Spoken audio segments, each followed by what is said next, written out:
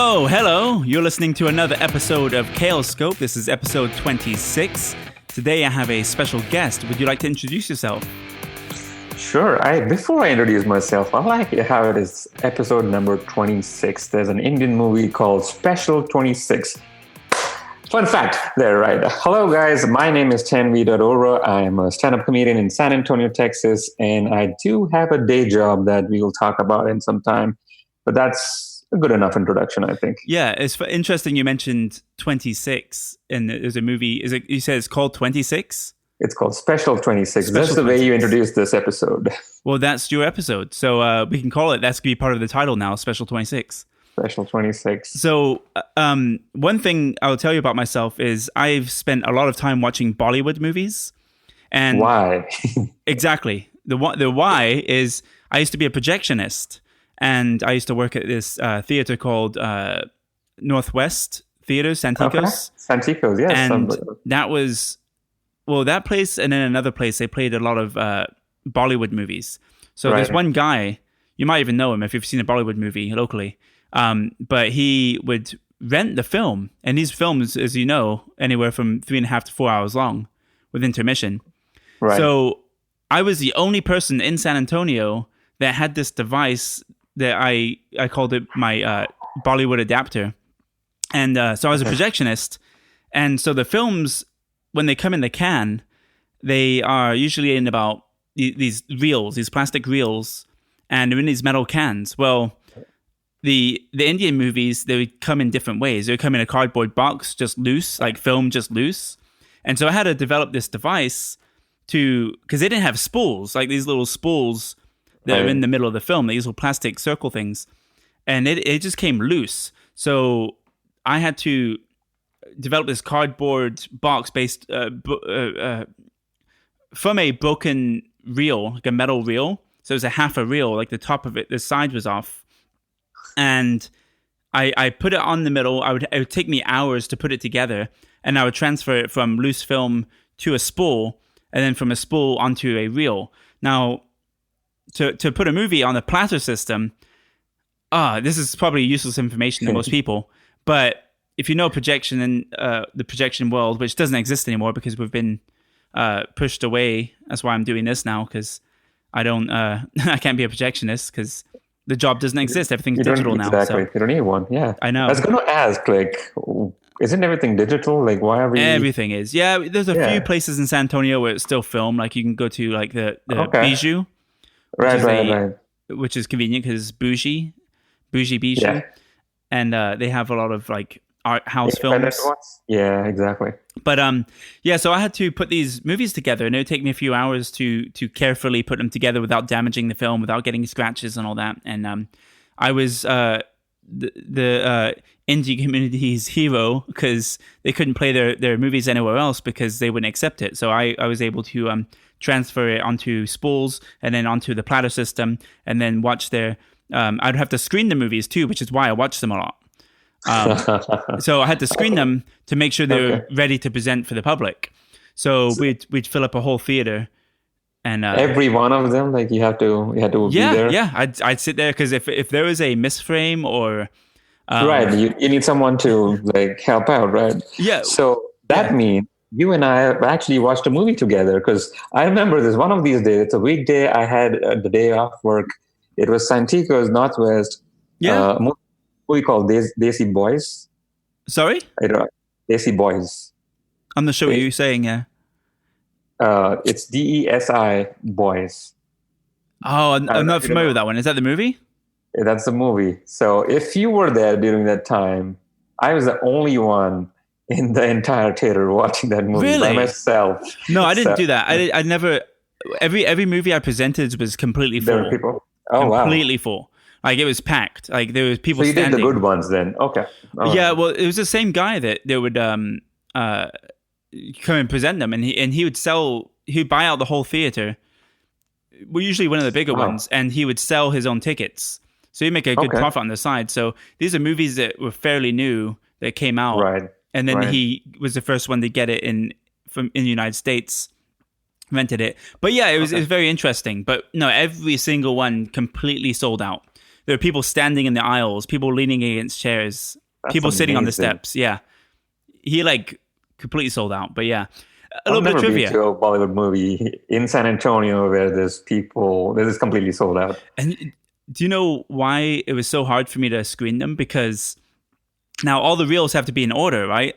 Right. But because it would be story, story, story, drama, action, fighting, killing, and then jumping into song and dance, there were times where I got scared thinking, oh, wait, I think I've missed a reel. Or maybe this is, you know what I mean? Because it was supposed to be in order and they were not all of them were labeled. So there were times where I felt, oh, no, I need to, you know, I there's a misframe or something, or it just jumped into a different part of the movie. Or I need to maybe go fix this. after the movie's over, you probably just come out and tell the audience, you remember at 52 minutes what happened? That was supposed to happen at like 1 hour 32. Exactly. So hopefully you get it, you know? That happened to a movie. I can't remember which movie it was, but it was out of order.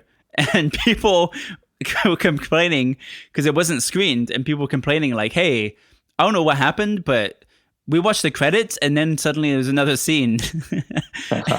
And it was like 30 minutes into it, it was the end of the movie. And then it went back into the middle of the movie. I forgot. It wasn't me that screened that one or didn't screen that one. But anyway, I don't want to talk too long about being a projectionist. I really do enjoy that topic because I spent 8 years of my life as a projectionist. But wow. When you said projectionist, I had no idea what that meant. It just sounded like someone with a lot of bias, someone who just has a lot of prejudice, you know, like I'm a projection. Yeah. Projectionist. Yeah, it's a term. It used to be, it doesn't exist really anymore. Now it's the manager that goes up to the machine and pushes play. So it's more like a DVD player now. But yeah, speaking of that, like you not hearing the word projectionist, how long have you been speaking English? Wow, I'm offended you asked me that. Well, no. Right off the bat. No, I know. It could be a compliment. We'll find out. How long? Let's say I'm 33 years old, so probably since I was 10, 9, 8, maybe, yeah. Because one of my favorite stand-up bits you do is about like learning about plurals and singulars and stuff. And I thought that was funny because I'll say this right off. Don't give out the punchline. No, I'm not going to say anything. I'm just going to say that was one of my favorite jokes. And it's funny how you set it up and from your perspective, because people don't really say that. Like I'm from England and we say things incorrectly all the time, not knowing it. There's this one guy from Syria who used to say for the word comfortable, he would say comfortable. That's how I used to say, yeah. Exactly. And that's the correct way. Because what people in the English language do is we compress the word. We take all the letters and we squish it together. Like interesting has become interesting. Right. Unless you're like some Americans that will say interesting. They don't say the T. Yeah, exactly. And to me that sounds like an eternal death or something, like interesting. I don't know. But so there's this one person who I was speaking to yesterday. He's Hispanic. And he said, oh, it says this. And to me, that sounds weird, even though that's correct. Because S-A-Y-S would be pronounced says. But I've always said says. Right. Which doesn't make any sense unless you make the Y into an I, which you can do in the English language. So it's interesting hearing from your perspective because when I see your posts, everything is grammatically correct, which is not. I'm not used to. I can Google that. Yeah, but I'm not used to that because people they don't know grammar on Facebook. You know, they just post whatever. But when you post things, it's actually grammatically correct, and maybe because you're trying, to make an effort, and most people don't. They don't know. And honestly, when I make a post, I actually frame it, and then before I actually post it, I just make sure. A lot of people do that. And, is it grammatically correct? Are the spellings correct? There are times when I've posted stuff, and I'm like, you know what? That actually does not make sense. Like either the spelling or the grammar, and then I go back and edit it. I've done that. But I try my best to be as correct as possible. Yeah, I wanted to mention, because I haven't really talked to the audience yet, but so this is the second episode I'm doing in quarantine, which is over the internet, obviously, you could tell from the audio. But I also wanted to point out, do you want to talk about yourself? Because there's people who don't know you. There will be a few people on my Facebook who listen to this that know who you are, because I post some of your posts or your videos. But Tanveer, Arora, you want to introduce yourself and what you do, where you're from? Sure. All right. So I'm a stand-up comedian, as I mentioned, in San Antonio. I've been doing comedy for 4-ish years. I love doing comedy. I am originally from India, though. I moved to Texas about 10 years back, yes. And I grew up in India all my life. I am a vegetarian. I'm in IT, and that's about it about me. Yeah. Rest, yeah. If you do want to know more about me, and you probably know more about me through this podcast, but and I'll mention at the end of it as well. But do follow me on my social media. I love sharing my life, like literally what I'm eating, what I'm wearing, where I'm going, everything about me. I love oversharing. So if you follow me on social media, and I try to make everything funny, so I'll keep you entertained, especially during these times. Yeah, I want to mention too. I was a vegetarian for 8 years until September, and the reason, and I'll tell you this, I'm not just kissing your ass. One of the reasons why I had to stop being a vegetarian, because I would go to Alibaba all the time and eat everything, the chana masala. I eat paratha nearly every morning with, like, if I have like an egg taco or something, I'll have scrambled eggs and put into like some paratha bread. Is that pronounced correctly, by the way? I've never heard it. Yeah. You're pretty close. Paratha, yeah. So it's not a th, it's a ta, right? It is a light paratha. Paratha. Yeah. I've never heard it said. I've only read it. So paratha bread. Yeah. All right. So yeah, I'll get that. You need to say bread after that. Just paratha. That's fine. Cool. Paratha. Yeah. Well, I think I'm doing it for the audience. It's kind of like a pastry. It is like it's actually like I would probably compare it to like a quesadilla because there's stuffing in it. Yeah. So it's like that. And it's funny that you mentioned paratha bread. It's almost like saying chai tea. I got you. It's redundant. It is redundant, but there's a lot of people, especially in this country, that don't know what chai. If you say chai, they don't know it's tea. They're like, is that Thai food? They won't know. So it is redundant. Yeah, but I have to say it. If I said paratha in public, nobody would know what I'm talking about. Nobody. So I get it. I have to say paratha bread. It's like naan, but not at all like naan. No. It's in the same...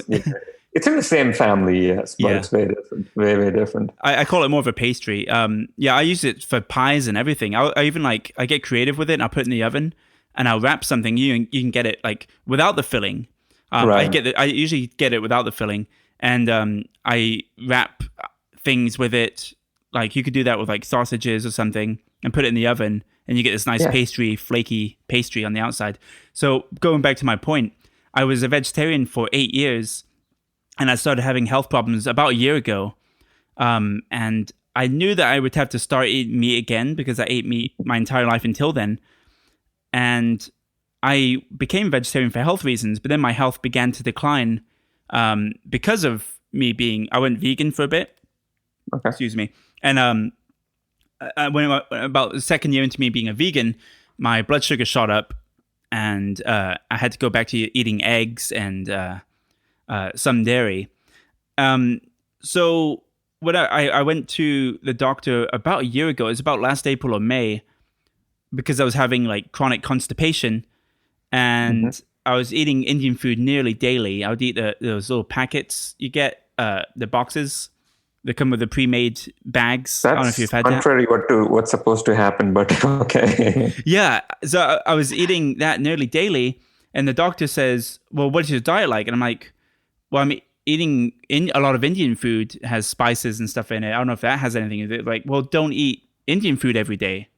I'm like, well, Indian people do, so why is it they get to do it? Like, how is it bad for me but not for them? Doesn't make any sense. Like, it's like saying don't eat American food every day or don't eat British food, or fill in the blank.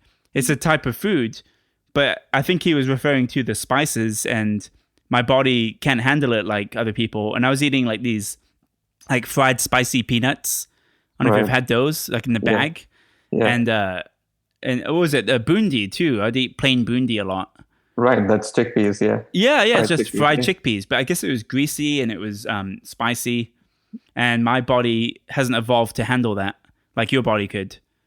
So I was gonna say that's actually really funny when you said, but Indian people can. Why can't I? But yeah, I think it's a lot has to do with what you accustomed to growing up, right? Their body gets accustomed to I it. think so, and I think that's why when I began eating meat again, my body started to repair itself. Right. If you're watching the video, I got this alopecia. If you can see that. Wow. I Okay. got a bald spot. It's called alopecia barbae, and I think it had to do with probably stress, but also my diet too.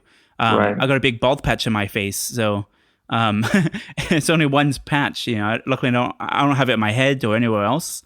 I would like to Where it's have it. supposed to be. Yeah, I'd want to have it on my ass. That would be very beneficial if I just had alopecia on my ass. But Oh, I wish I could like direct it where I wanted it to go. But maybe just try eating differently. Like just lay in bed and I don't know, experiment with it. yeah, I wish it was like grass where you could just leave something on it for a while and then it stops growing. Like just like put wax on my ass every day and then over time it would just like stop growing hair. I don't know how that would work, but anyway, I'm experimenting with myself.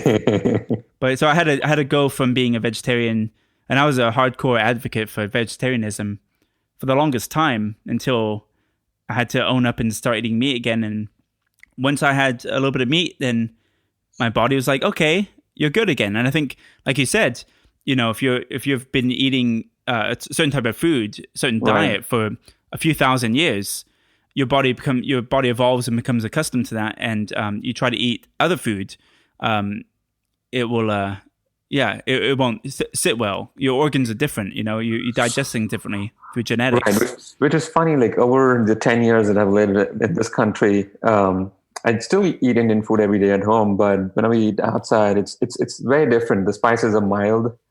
Even Indian food here, it's pretty mild. So I've noticed in a lot of my other folks that have been here in the country for long. Now, whenever we go back home, like to India, and we eat there, our body doesn't respond that well. Really? It's really funny, yeah, because we grew up eating that, but now it's just changed. All the bacteria is different. Yeah. Bread's different. Everything's so different. So your body changes. I have to ask you, are you lactose intolerant? I am, as mostly 99% of human beings are. Yeah, Especially 90%, especially in Asia, for sure. Yes, yes. I think it could be 100% Asian people, but I think some parts of Europe and in Middle East have adapted to it. Yeah, but you're right. It's most people are allergic to it. It's not Right. normal. It's not normal. Now, I was going to ask you, you're okay. So obviously you're wearing a turban. So you want to talk about that? For people who can't see you, are you Sikh Indian? Okay. I am a Sikh Indian. Yes, I am, and that's part of my religion to wear a turban. Now, sorry, go ahead. No, I'm sorry. I didn't mean to interrupt you. I was just curious because there's some people who's just going to be listening to this and not seeing it. So, do you want to describe the difference with being Sikh Indian and or is it Sikh? Is it what's the proper term for that? By the way, It's if you just want to know the religion, it's Sikh. Sikh. Indian being the nationality, yes, but there's Sikhs all over. So there's Sikh Americans. But Sikh is a religion. It's actually not even pronounced Sikh, and I've kind of now got accustomed to pronouncing it Sikh. But it's how do you pronounce it? Sikh. Okay, Sikh. So we can make jokes about both of them. Right? There's plenty of jokes. I used to do that a lot when I first started doing comedy. Just play on words, the pun jokes on Sikh. I remember you in your early days of comedy because it was in my early days of comedy, and Right. when I remember seeing you, I was like, man, that guy's got some sick jokes or whatever, or some Sikh jokes. And Right. I'd do that back then, not knowing who you were. But there was a variety of people that went up there. There was like a guy who played piano. There was you. There was me. I think I had a mohawk at the time. I don't know if you remember that in those days, or if you remember me, but I was like the one guy that had a mohawk. Probably, yeah. And there was a huge variety of people. And all sorts of comedy too. It was very diverse, and you just kind of like set that in stone. When I saw you go up there, like we got like black comedy, white comedy, country comedy, Trump comedy, and then it was you. And anyway, I remember making jokes as an audience member, not knowing who you were. about that too. Because I knew that there's a difference with regular Hindus. And could you describe what the difference is there? Majority of Indians probably follow Hinduism, and that's one of the major religions. Sikhism is actually known to be, and I do a set about that. It's actually known to be Hinduism 2.0. It evolved from Hinduism, but it's actually a collection of ideas from a lot of other religions. There's a bit of Christianity in it. There's a bit of Islam in it, and there's some teachings of their own. And the religion's called Sikh. And one of the main things that you're supposed to do is cover your head all the times, especially when you're out in public. I don't know how exactly the turban got started, but it's basically just to cover your head. So even if you see females, some of them do actually wear turbans, and some of them may just have like a scarf or something covering their head all the time. Do you feel like, especially the Muslim community must feel really superior right now, knowing that the burqas is like with the facial coverings and all that, like they're like, hey, fuck you guys, our God was right, he told us to cover our faces and our nose and shit. Now everyone's doing it. And I'm sure, because I told you about my friend Muhammad before. He was from Syria, and but we would talk and joke about religion all the time. We even challenged each other, because I wanted to like read the Quran, but there's only certain books in it, so you can't read the entire Quran because it's in Arabic. Right, so I challenged to just read the Bible. So I read the whole Bible in the year 2008 from beginning to end in about an 8-month period. It took about 8 months. But I was at work. I was a projectionist. And then so during the time I was just reading it, and it was fucking boring. And nothing was consistent. That's the most popular common opinion. That it's very for boring. Sure. Yeah, it's not a good story. Like there's no good stories in it. Like the stories, they last about a page and a half, and then like it's something completely different. It's all over the place. Nothing makes sense. And it's I mean, I might be offending people, but oh well. It's not a good read. They probably didn't have like anyone to proofread at the time, and whoever came with the first draft, we'll go with this. Not only was it not proofread, it was too many authors trying to tell different stories, and none of them go together. They're very contradicting. One person will say, don't do this in one book, and then another book, it's, oh, do this as much as you want. It's a lot of silliness. But now, Hinduism is a religion I know the least about. I try to study and broaden my horizons. And this, I mean, Islam's easier for me because it's an Abrahamic religion. So Judaism, Islam, and Christianity are very much the same, just different, told from different perspectives, but the same story. Right. One, Jesus is a hero; another one, Jesus is an enemy, or just a prophet. And so, but with Hinduism, it's like learning Japanese. I can learn like French or Italian or Portuguese, Spanish, because it's similar in the Latin language. But when you go to like Japan, it's a completely different thing. And Hinduism to me was a very different thing. It's a polytheistic religion, right? Right. Yeah, it is a bit complicated. There's a lot to it, and that's why I think it makes it difficult to understand. So many customs, so many rituals, so many gods, so many teachings. So I myself probably don't know half of it. But I think it goes back to how much a person is following. I think religion is always followed by choice, and it's always followed. No one follows it 100%. And also the thing, no one knows it 100%. Even be it like, as you said, the Bible, no one. Yeah, the meaning of it. No one knows the exact thing. I just dismiss it. I live my life, the way I the golden rule and all that. And I don't follow any religion or any belief system except for I'm here temporarily. I'm going to be kind to people that I care about and fuck everyone else. And but I want to ask too, do you have, because you're a comedian, do you have two different sides of you doing comedy? Do you do comedy for like just Indian people as well? Like, because I'm sure the comedy translates differently in English and in your native tongue, which is, what language is that, by the way? What do you call it? Punjabi. Okay, I never knew that. So say that again. Punjabi, like pun. Yeah. You make a pun, and Jabi, Jabi. Okay. After this podcast, I'll request you, and maybe to all the listeners as well, just Google Punjabi songs. Okay. You'll have a blast. They're amazing. They got really nice beats. I'm sure I've heard some at Seamees or Indian Palace. Right. That's where they probably, play. Yeah. Probably. I love it. I love the way it sounds. Like I'll make fun of it too because it's like the women, their voices go really high, right, and it's very nasally, and they stay a lot in the flats and sharps of like on the keyboard, right? It's like it's like Asian music. Well, of course it is Asian music, but I'm speaking for Americans again. Because for some reason India isn't part of Asia to them. Yeah, I know. Yeah, I don't know. It sits right there, but it's not a part of it. If you called yourself Asian, people were like, "No, you don't look Asian." Little do they know. But I'm speaking like we have to say paratha bread and etc. I have to say, "Oh, he's an Indian Asian," rather than an Asian. But yeah, it seems like with the Asian music, it kind of stays in the flats and sharp notes, right? Yeah. Whereas like traditional Western music's more whole notes, and so but it's got that like that. I mean, I can't do it. I'm gonna try and imitate. It's got that kind of high sound like that. Yeah, it does. You know how it goes, and most Asian music sounds like that. Yeah, I agree with you. Yeah. Anyway,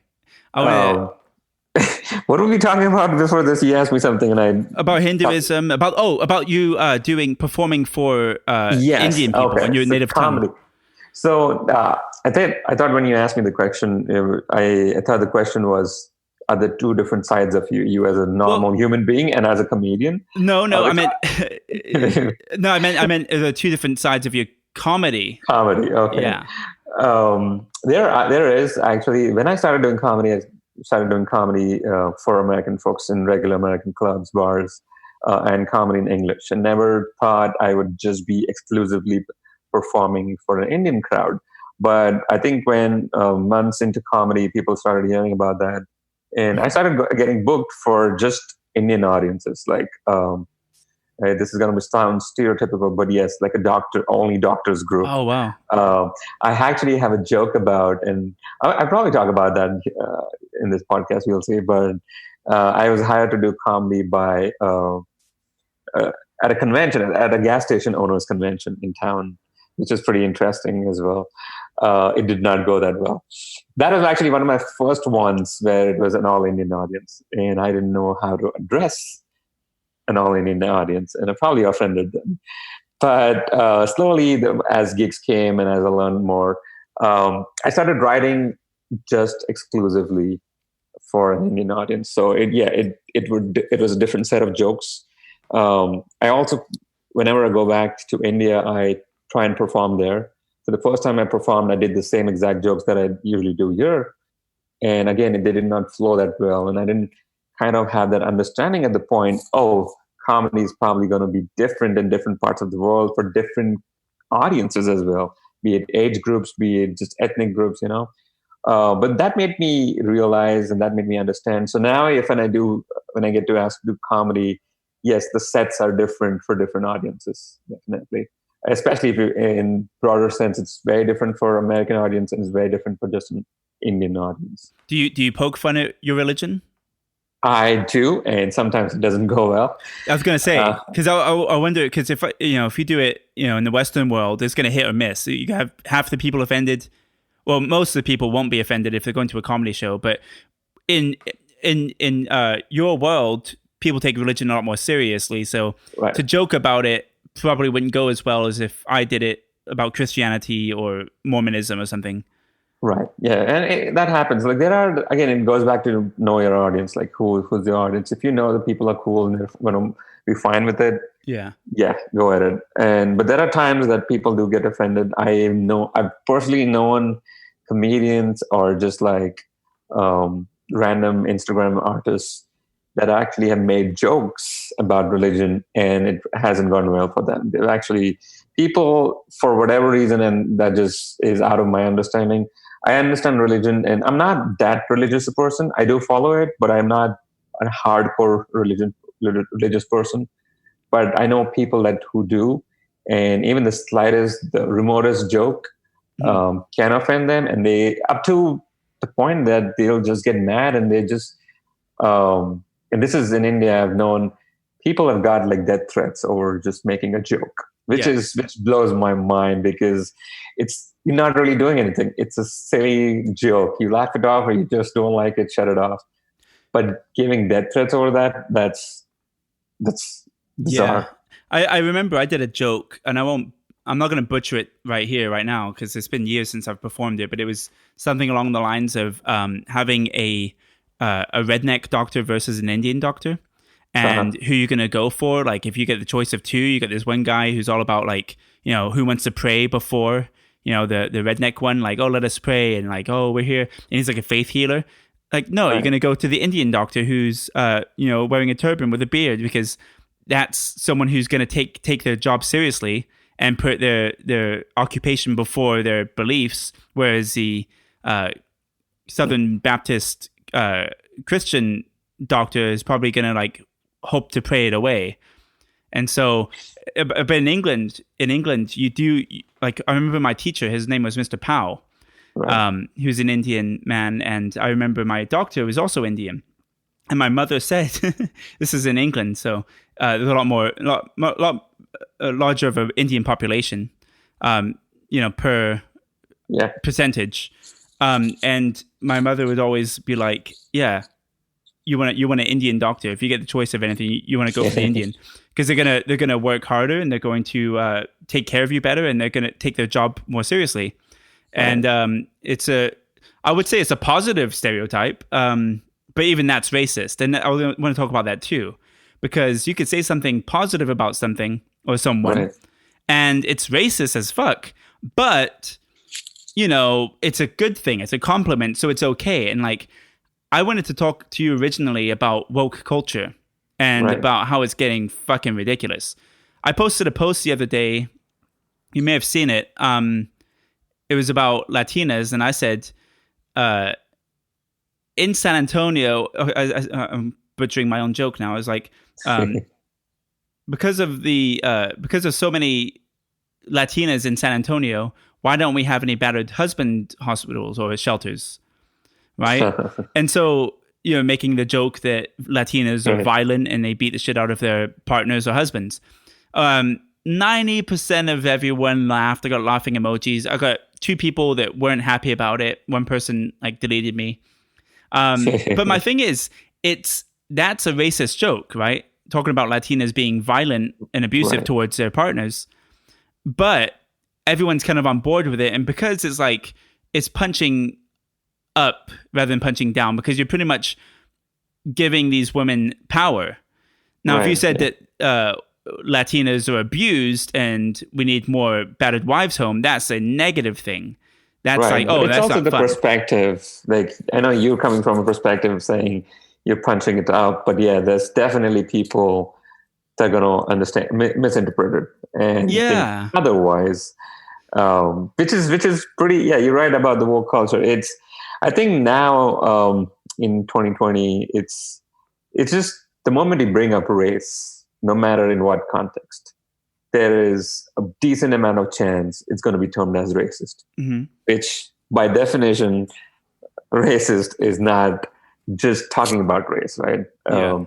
There's an excellent, and I go back and forth about whether that thing is racist or not. Have you seen the show Master of None by Aziz Ansari? I haven't. I have not.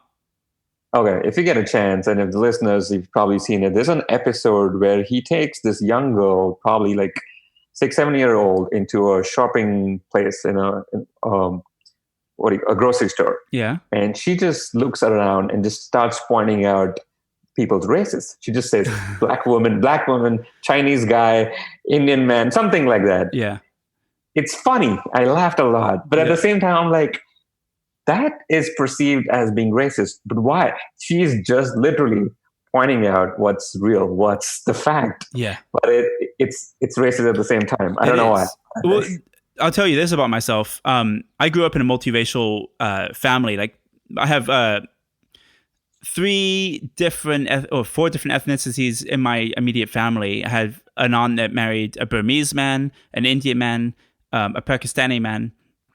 Wow. Okay. And even saying Pakistani sounds racist because I'm from England. No, I'm fine with that. No. Well, no, actually, I think it's the word Paki, right? Yeah. But they call themselves Paki, right? Am I wrong? Or is that no, I think over the years it's become like not a good word to use. So you can say Pakistani then, which is fine, but just saying Paki is exactly. Yeah. It's like saying Mexican. Right. You could say Mexican, like, oh, that Mexican man over there. That could be, oh, he's from Mexico. He's a Mexican man.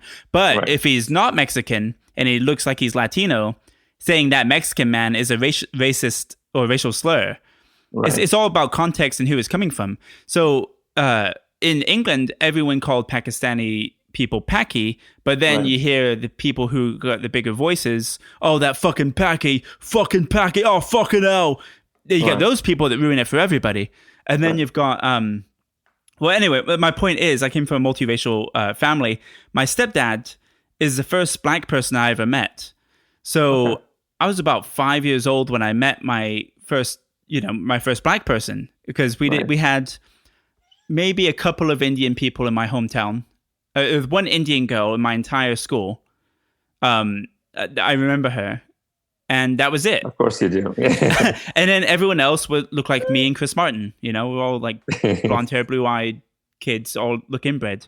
And so that was the only two experiences I had with anyone who's of a different color. And so my stepdad, when I saw him, I remember like playing with his hair, because his hair, they were like, oh, like, look, Mom, it's like little springs. And I remember like pulling his hair out and like watching it snap back into place. And to me, the way I could describe it, they look like springs. You know, I've never seen hair like that before. So I was like sitting on the couch or standing on the couch, and he was sitting there, and I was just like playing with his hair. And if I did that now as a 37-year-old white guy, and I was like, wow, look at her hair, or look at his hair, it's like little springs, I'm a racist asshole. But when you're young, it's innocent. And you get a pass. I get it, and that's the same thing that happened in the TV show. Yes. Yeah. The moment you're describing that story. Right now, I tightened up. Like, oh, don't go there, don't go there. but it's rough, you know, especially me being a cis white male, especially from England. Like, I'm pretty much the worst person that can even talk about race. I don't get a pass, but I feel like I get a pass because I've been cultured. I've grown up in 3 different countries, and also like I'm doing it from an honest place. I know where my heart is at. And I know that I have siblings that are half black, and I have cousins that are of different ethnicities, and I have 4 different religions in my immediate family of me and my siblings. So I can come from a place, but people don't see that. They see a random white guy with a weird accent talking about different races, and that's never cool. Right. And I get that. And I think where it comes from is, if it comes from a place of ignorance, and that's where it really starts being racist. But you seem to be pretty culturally aware. You know things. You've been around things. So you can kind of joke about it with not even having... It's like, I actually saw on Instagram, and by the way, I don't like TikTok at all. The application. I deleted it. No, I didn't even have it. But really? I saw someone post this TikTok, and they sent it to me. And there's this white lady, an American white person, making fun of the Indian accent. Oh, no. She was doing a lot. But here's the thing. I did not take offense. And it didn't come across as that. Because the moment I saw that in the video, and just on an Instagram page, she has an Indian boyfriend. She lives with an Indian family. Like, she has close encounters. Oh. So that just changed the whole perspective. She's like, you know what? She gets a pass. For whatever reason, she gets a pass. Yeah. No, I agree with that, yeah. Which is very interesting to me. My thing about that is, if you can own that fucking accent, whatever accent you try to do, because I can't do an Indian accent, I won't try it. But the one I do try is like the black woman accent. And I won't do it. Because, but I grew up in a black community. My stepdad moved to his hometown, and I lived there. There wasn't a white person for miles. I went to an all black church, a Southern Baptist church. So I got to see old black ladies, praise the Lord, and I got to see them get out of the wheelchairs and jump up and down. And and the sounds they make out of their mouths. And over time, I would imitate them, and I got really good at it. I'm not going to do it today, but I've done it in the past for my stand-up, because I was like quoting somebody, and it got a pretty good laugh, and it was like a good amount of black people in the audience. So if they know where I'm coming from, I'm not being a complete asshole. It can work, but it's also silly and funny, because that old Southern black lady voice is a very humorous voice. It's very cartoon-like. They sing everything they do. It comes out like song, and the way their pitch moves, like, I'm not going to imitate it, but if you want to go back and I'll do it again one day, but like, I'm not ready to do it here. But it's a very singy-songy type of voice, and it's fun to listen to. And Key and Peele do a very good job of that, if you ever want to watch them as church ladies. But yeah, it's like, I really so badly want to do it because I have fun doing it, because it's like there's so much to their voice, so much expression, and so much it's also just funny. I get it. Yeah, I get it. Anyway, I need to change, I need to segue just a little bit. But yeah, I think I came from an innocent place, and like, I was brought up in a black community for a little bit, for about 5 years. And so I got to know the culture and their mannerisms and everything very well. And it's like, I want to imitate it because I know it so well. But people have to understand who I am before I can do that. So I do it for the people that know me, like on my Facebook page, stuff like that. But I won't go out and do it in public. Right. No, which is fair. I agree. But I want to go back to woke culture. What was I going to say before about it being from a good place? Oh, that's a good example, right? So, black guys having big cocks. That's a racist fucking thing, right? But everyone's on board because, it's a positive thing. So it's not racist. It's good. We could do that, even though I have seen 2 black cocks, which are smaller than average. So that stereotype can't hold up. One of them being my stepdad's. But anyway. Oh, wow. Okay. Yeah. Well, you've had an interesting family then. Yeah, it wasn't on purpose. That's another story. Sure, I don't want to believe that, but okay. Anyway, so my point is like I said before, Latina. If you're saying something is empowering to Latinas, which is they beat the shit out of their husbands, it's like, yeah, of course we do. It's a positive thing, but there are a percentage of people who are Latina that think that's a very offensive thing. There's no really way of winning. It's best to avoid racist jokes altogether if you can, and just talk about things in your safe zone.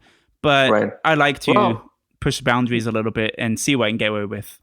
And that's another thing about comedy. If you want to push boundaries just for the sake of it, just for you want to be different, I think that gets caught easily by the audience. Maybe you'll get a laugh here and there, but sooner or later you do get caught with that.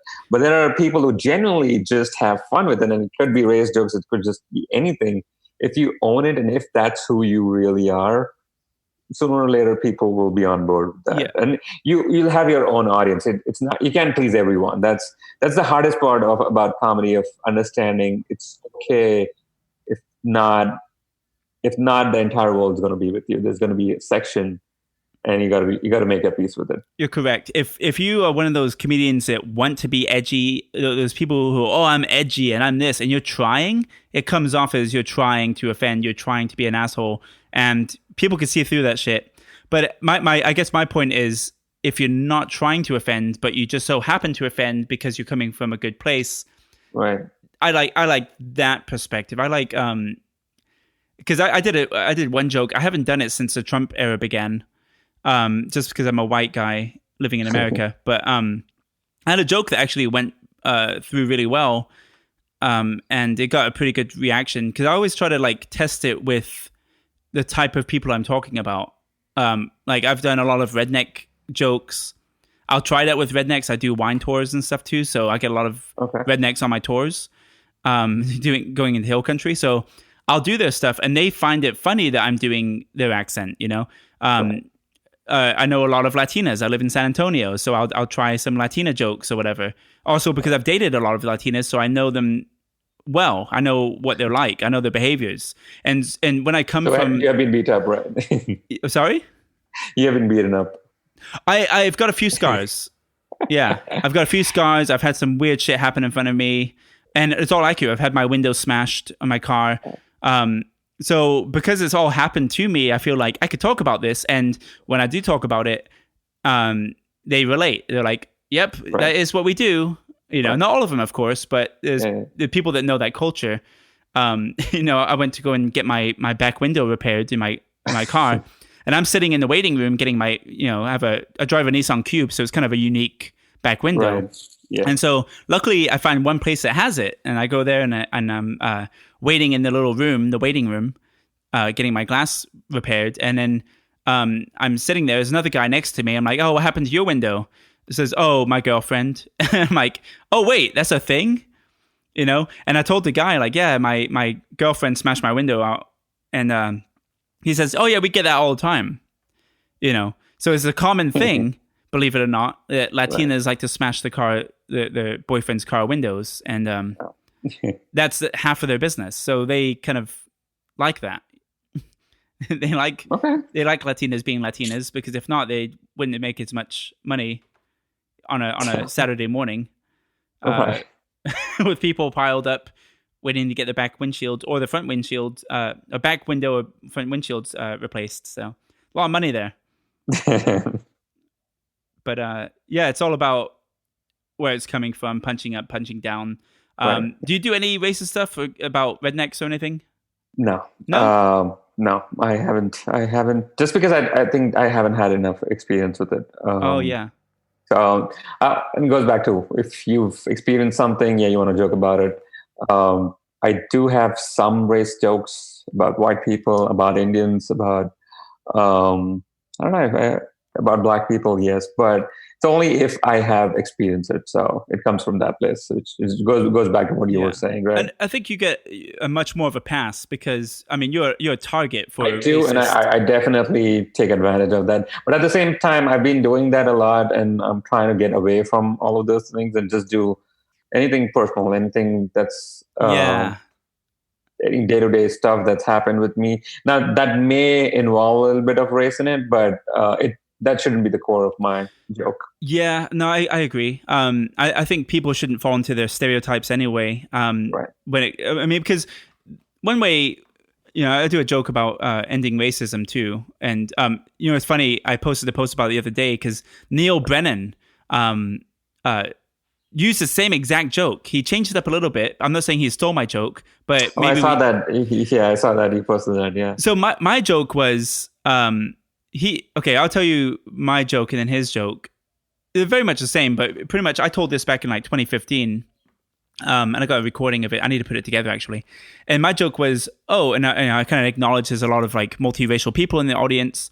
Right. And I go like, oh yeah, so I see we got a black guy and an Asian lady, and we got this white guy with a Hispanic man, or whatever combination it was. I was like, I just kind of acknowledge the racism. I'm like, hey, give yourselves a round of applause.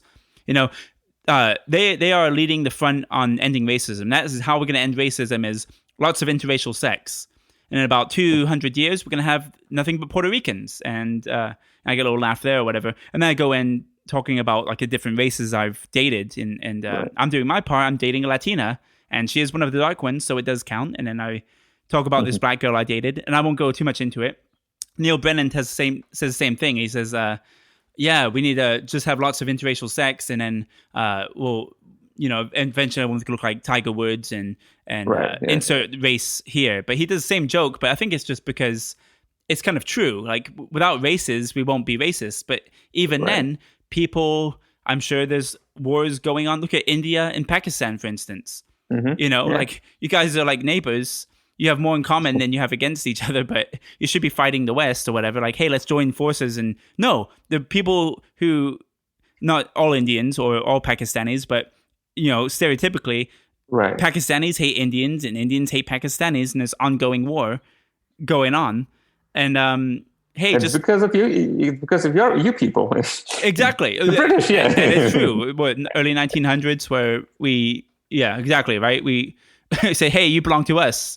And then Gandhi came along and said, nope, fuck you, we're not. What was that? That was the early 1900s, right? About 1911 or something? Yeah. But yeah, you're right. It is. We created a divide. And then, that's the problem pretty much the British people have had all over the world, even with Africa. We gave them guns and a religion, and now they're fighting each other for it. And we're a fucking virus. And now we're kind of like laying back and letting America do everything. And like, you know what? Sorry.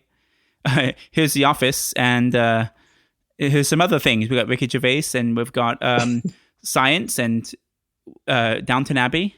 And you guys enjoy that while America fucks everything up. And yeah, we're kind of like laying low right now, like hoping people don't kill us.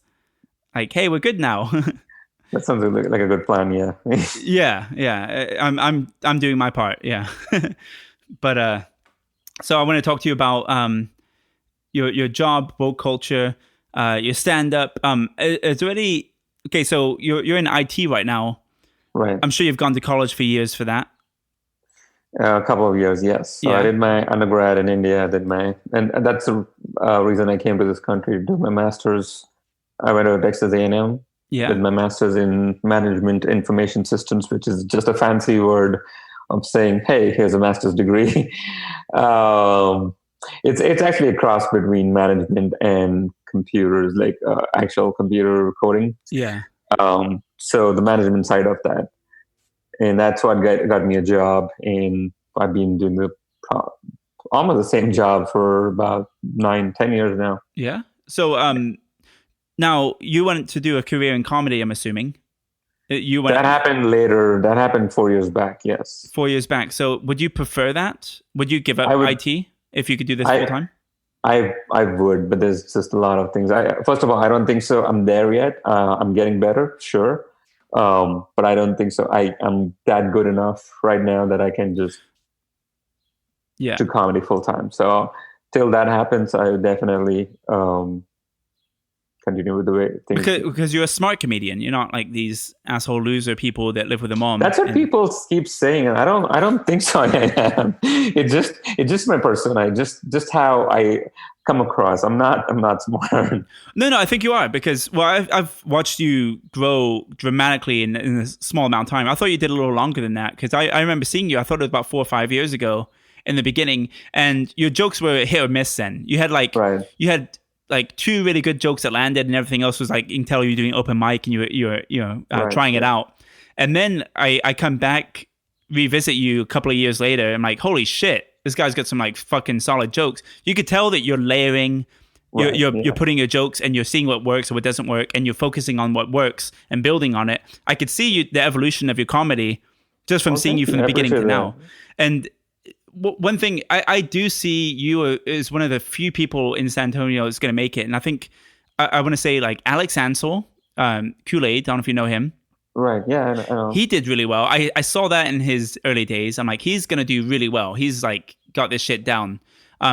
Jay Whitecotton, I've seen evolve over the years. And I don't know if you call him a local because he's in Austin, but I don't know if he ever was in San Antonio, but I saw him a lot in San Antonio. I've only seen him in San Antonio. Right. And I've seen him perform a lot, and every time it's been in San Antonio. So for the longest time, I thought he was a San Antonio native or local. And he was. Then he moved to Austin. That's what happened. Okay, so I've watched him do well.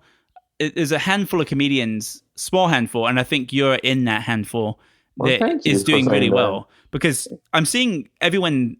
There's one guy, I won't mention his name, but I left. Me later, yeah. I'll tell you later after we stop. But he's been doing the same joke, and it's a stolen joke too. But he's been doing the same joke that wasn't funny 6-7 years ago. He's still telling it now. He opens with it sometimes, and it's the same bad joke. It's predictable. It's terrible. There's people like him that are fans of comedy that just want to be a comedian but don't want to put in the effort. They like comedy, they like watching it. Same thing with like musicians. There are musicians who love music, but they don't come up with anything original. They just pretty much play all the music that they like. They play all the music that they hear and want to be like. And the same thing with comedians. They want to be a comedian, but aren't really naturally funny or don't really put in the effort to be funny. There are some people who are complete trash in the beginning and just bomb after bomb. And then somewhere they have an aha moment where they're like, oh shit, if I just write comedy like this, it's better. Right. And then you see them grow. And I've seen famous comedians do that. Like, who is it? Like Jim Norton. Like I've watched him like in the early days when he was struggling, and then seeing him more recently where they kind of build on it. Right. But not all the comedians really have that advantage where they figure out that they suck. And I think you are a intellectual when it comes to comedy, because you take it home, you lay it down, and you look at what works, what doesn't work. And I've seen you put it together like it's a recipe. And that's what it is. At the end of the day, it is a skill set. It is the recipe. And you can work with it. You can just keep making the same ramen over and over again, or you can actually experiment and make something really nice. Yeah, add some shrimp to it, and then maybe cook it a little less, and maybe not use the packet flavoring, but try some other flavorings. Some, tamarind and like, hey, this works a little bit better. Let me try some red wine vinegar. Oh shit, this is even better. Let's not boil it in water. Let's boil it in some sauce. Like, yeah, you're right. You can always improve it. But if you're making the same fucking ramen and all you're doing is trying a different type of ramen, yeah, you're not gonna get anywhere. Right. It's just same shit. Yeah, people are gonna eat it, but it could be better. You may at some point have to go to the doctor saying, I've been eating ramen and I'm constipated. So yeah, and they'd be like, hey, well, what are you doing? I'm eating American food every day. Well, don't do that. But Americans do it. Yeah. Same shit. Well. But anything you want to talk about? Anything that you want to, because this is like kind of a... We're going to wrap it up in a quick, but let's see. What else do we... How's the quarantine going? Yeah, let's end on that. Let's talk about that. And so I haven't talked about it on this podcast yet, I don't think. So I think I'm in day 40, maybe. I might be day 40. I haven't kept count. I have a calendar where I'm keeping little notches on my days and what I'm doing. I'm trying to be productive. You could take a look. I bought this drum set right here. Sweet. A little electric drum set. So I'm learning drums now. I've been playing guitar and bass since I was 13. I'm 37 now. And I played drums in high school, playing just snare, just playing the bass drum, whatever, and in percussion. But I never had a drum set because, one, they're expensive, and two, they're very loud. And so I never had a drum set. So now I've got an electric drum set. Everything's mesh head. You can't hear it. It's all electronic. So it has it's an amazing drum set. I paid $420 for it. The number? Okay. Yeah, that's like the number, but that's exactly how much it came out to after tax. And man, it's amazing. And I'm learning a lot in the little bit of time I've been playing with it. So I'm dedicating 1 hour a day to learning something. I'm learning Portuguese for about 15 minutes a day. I'm doing drums for about an hour a day. And I'm doing 2 hours of workouts. That's amazing. Is with the kettlebells, the weights, and then I'm going on a walk, usually for about 2 hours. So sometimes I won't work out and I'll just walk for a little bit longer. But I'm doing about anywhere from 4 to 7 miles of walking a day, which come out to about 2 hours. So I'll just walk around the park and I'll do live videos. And haven't gotten into running yet because I need a fanny pack for that. Because... Anyway, but I'm making great use of my time. I believe I had coronavirus a month ago. Oh, wow. I still am having some congestion in my breathing. At night, it gets bad. I'm sure I had it. I had two people who were neighbors that got it maybe 2 weeks after I did. My test came back negative. I got the swab up my nose. Right. Got the results back last Friday. Came out negative, but now I need an antibody test because it said even if it showed up negative, you still may have had it because you waited too long. You're supposed to do it while you had the fever.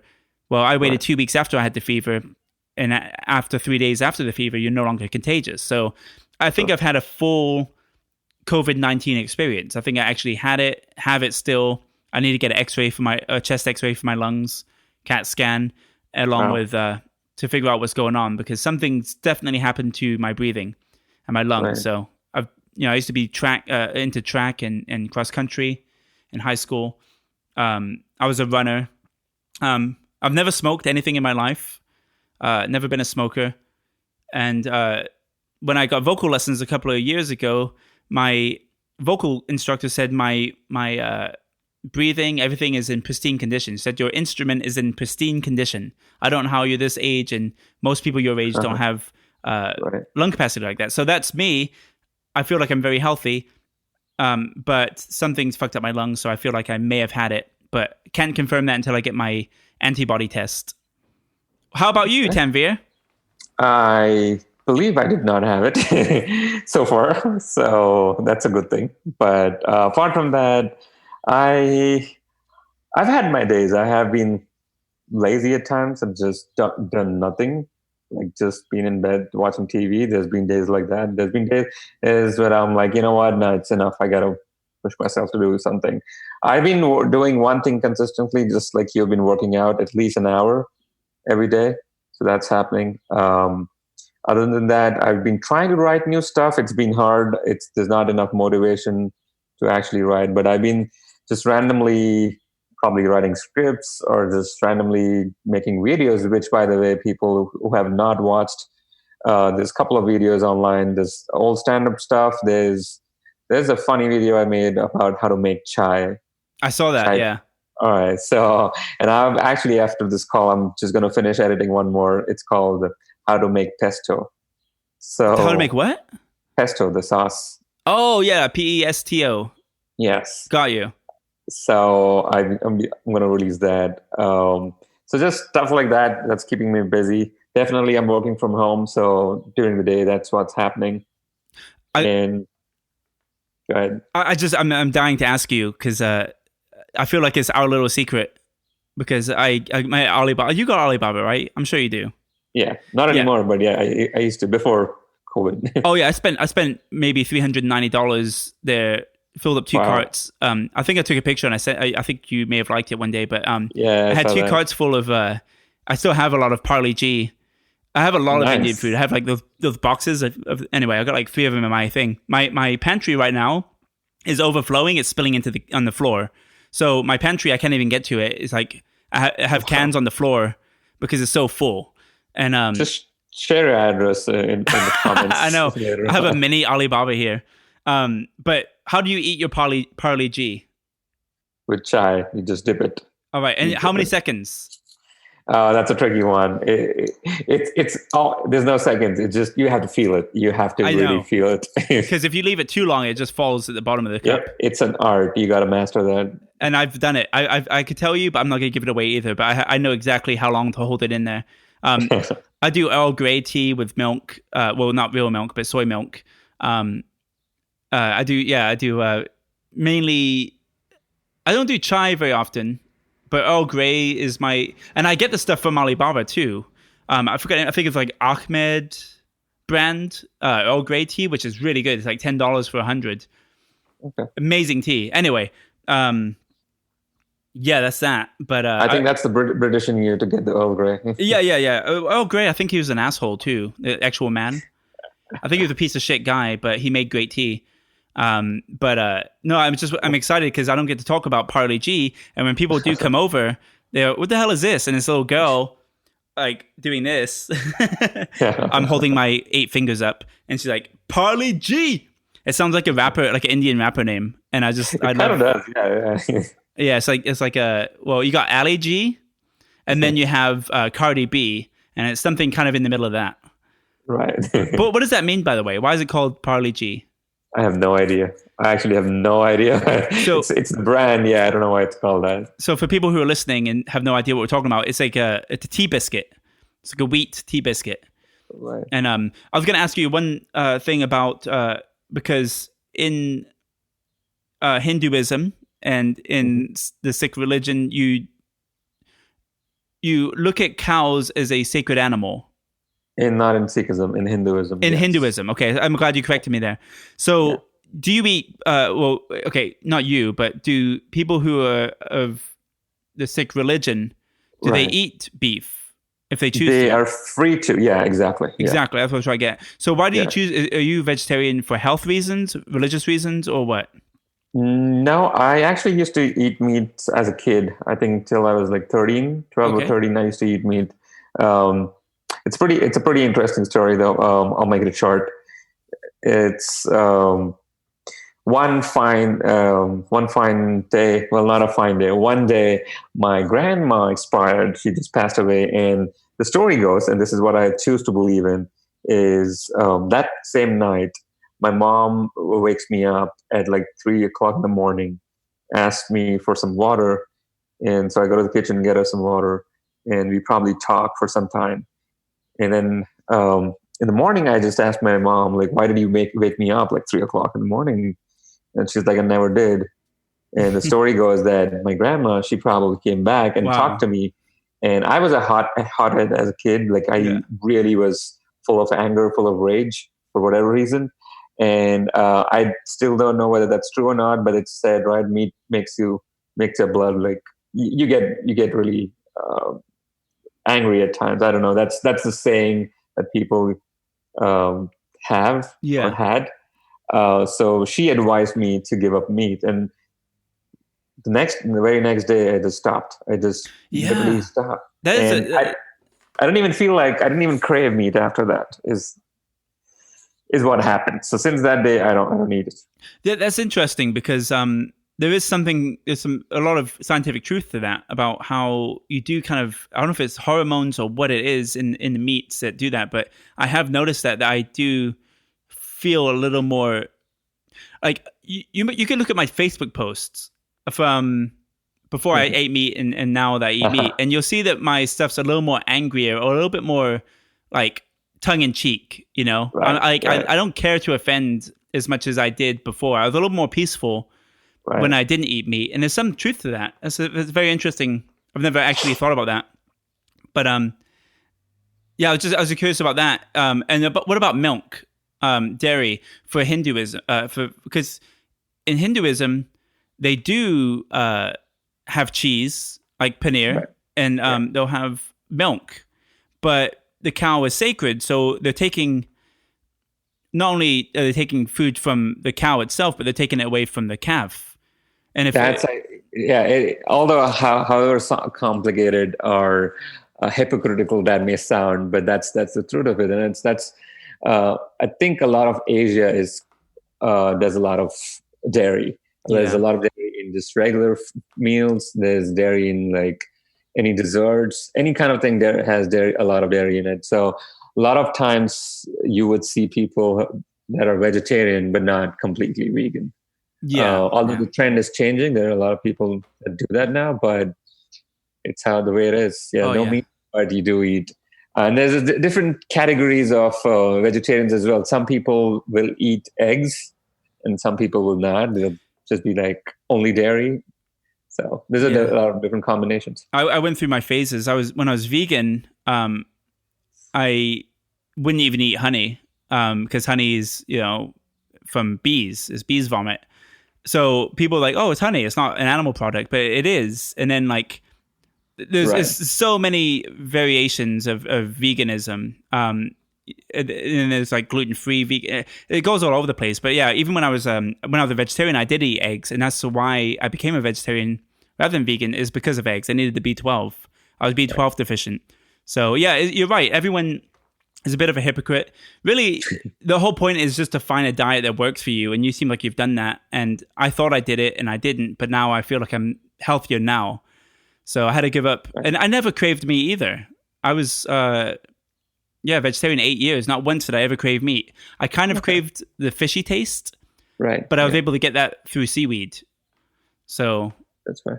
Yeah, anyway, I don't want to keep you too long, Tanveer, but that's fine. Appreciate you. Just to conclude, I would actually say, religion or your food choices, anything and everything is just basically whatever works for you. So do whatever works for you. I just want to plug in a couple of things before we end, if you don't mind. Instagram, please, people follow me. It's TanveerArora. That's Tanveer Arora, one word, on Instagram. I do have a Twitter. That's not that active, but I'm trying a little bit to make it. It's called Pesto Punjabi, and add me on Facebook if not. Keep watching my videos. And you have Tanveerarora.com. And I do have that, yes. Yeah, so your website, so you can find everything there, I'm assuming, all your social media links. And yes, if you just go to Tanveerarora.com, there's everything there. And I'll post that in the description of the podcast. Well, thank you very much, Tanveer, for Well, thank you for having me. Time. Yeah. And if you want to do this again, let me know and we'll make this happen. We'll have a follow-up. Will do. All right. Well, take care. Bye. See ya. Bye.